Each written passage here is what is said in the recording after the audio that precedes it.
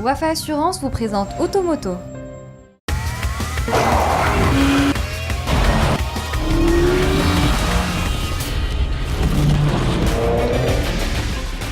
Bonjour à toutes et à tous, merci de rester fidèles à notre rendez-vous Automoto. Voici le sommaire de l'émission. C'est le début de la période estivale, le bon moment pour faire la fête. Ça tombe bien, car la Fiesta best-seller de la marque Ford revient sur une allure encore plus tendance. Nous l'avons essayé à Casablanca. Mais avant de prendre le volant de la Fiesta, nous allons partir en Allemagne, plus exactement sur le circuit du Nürburgring, pour piloter la Mini John Cooper Works. C'est parti!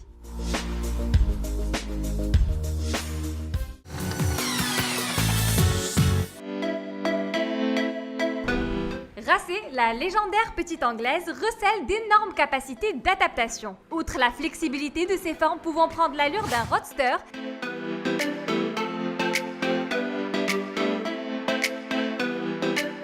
d'un SUV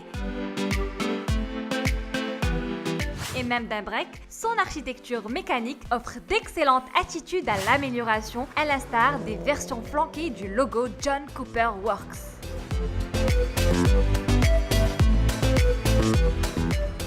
À bien des égards, la bambinette des temps modernes reste fidèle à l'esprit chic et choc de l'iconique petite anglaise. Ça tombe bien, car on était au rendez-vous avec elle sur le célèbre circuit allemand du Nürburgring.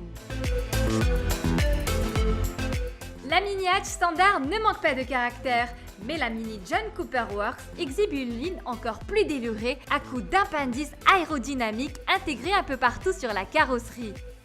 À l'avant, pas de changement notable, mis à part les anti-brouillards qui disparaissent pour laisser place à de larges prises d'air, ce qui n'est pas le cas de la partie arrière. Celle-ci accueille un énorme spoiler percé au bout du toit, une double sortie d'échappement au diamètre élargi, ainsi que des faux graphismes d'Union Jack. Il convient de noter que malgré le passage de la marque Mini depuis 1994 sous pavillon BMW, les signes de son rattachement aux racines britanniques y constituent toujours un motif de fierté. De même que le monogramme John Cooper Works, rappelant son patronyme, est à la fois plaqué sur l'avant et l'arrière de la carrosserie, mais aussi à l'intérieur sur le volant, les sièges et les seuils des portes. Ici, l'ambiance est très originale, avec des sièges baquets très enveloppants qui, compte tenu de leur assise très basse, procurent une position de conduite très sportive. Elle dénote également par le système d'affichage tête haute, facilitant la lecture des informations relatives à la vitesse, la navigation et la signalisation. Incontournable, le petit combiné d'instrumentation greffé sur la colonne de direction et le grand cadran placé au milieu de la planche sont toujours de la partie, mais ne l'empêchent pas de se démarquer de la version classique. Le moment tant attendu est finalement intervenu, on nous donne l'ordre du départ. Et c'est parti pour un premier tour de piste, à vitesse modérée, histoire de chauffer progressivement les gommes de 18 pouces. Le rythme s'accélère sur la Nordschleife, dont le périmètre mesure 22,8 km. Entre-temps, les épreuves difficiles s'y enchaînent.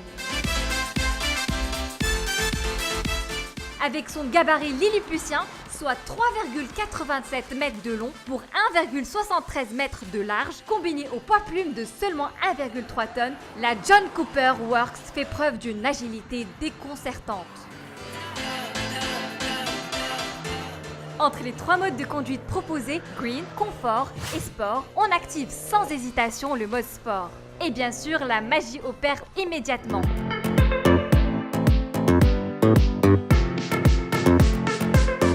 La compression moteur se décuple, les liaisons au sol se raidissent et les 6 rapports de la boîte auto se relancent en moins de temps. Pour autant, on préfère passer au mode manuel, car face aux multiples pièges de Nordschleife, vaut mieux jouer des palettes pour dominer la situation que d'être à la merci de l'électronique. Et le moins que l'on puisse dire, c'est que la John Cooper Works tire son épingle du jeu des lacets. Ce bel équilibre, elle le doit à ses porte-à-faux et son rayon de braquage très réduit, mais aussi au bon tarage de sa suspension.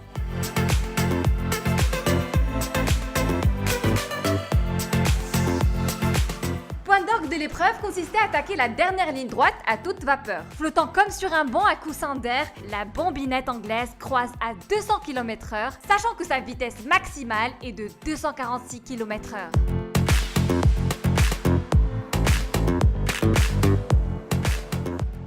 Avec sa mécanique débridée, rien d'étonnant que la vedette des beaux quartiers devient musicale et explosive sur circuit. Somme toute, un petit bijou réservé aux passionnés de la belle mécanique, moyennant une enveloppe de 418 000 dirhams pour la finition d'entrée de gamme.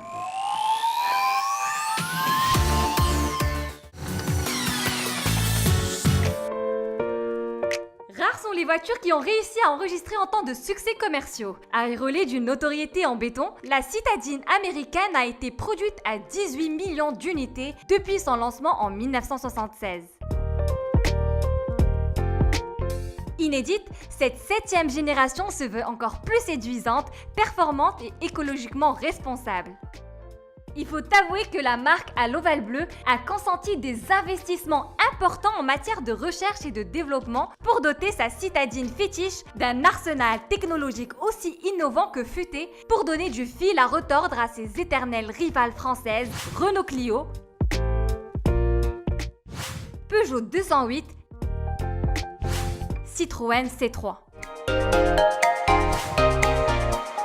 Pour l'avoir essayé en plein centre de la métropole ainsi que sur les petites routes nationales et les autoroutes de la région du Casablanca et d'El Jadida, on constate rapidement que la Fiesta millésime 2018 est difficile à rivaliser.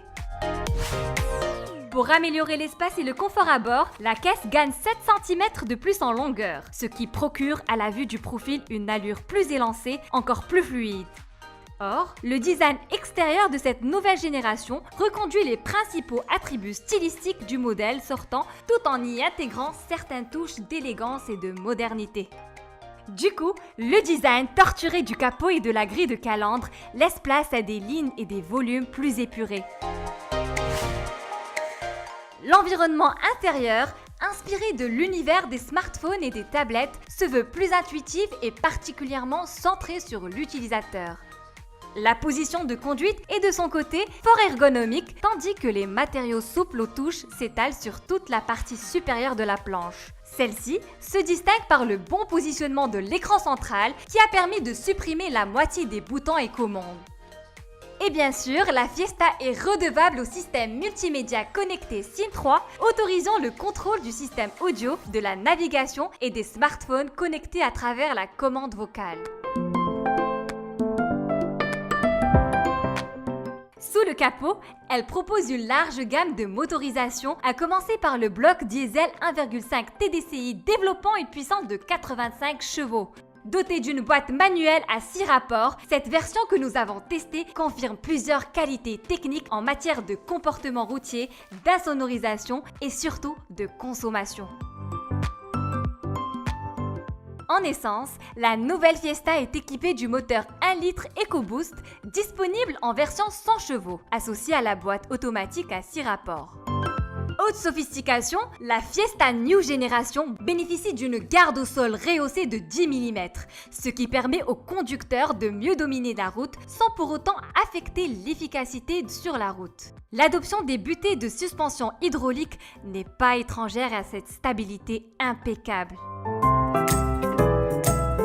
Disponible à partir de 145 000 dirhams pour la version essence et 165 000 dirhams pour le diesel 1,5 TDCi, la belle Fiesta se considère comme l'une des citadines qui offre le meilleur rapport qualité-prestation-prix sur le marché national. C'est la fin d'Automoto, rendez-vous même heure, même chaîne la semaine prochaine.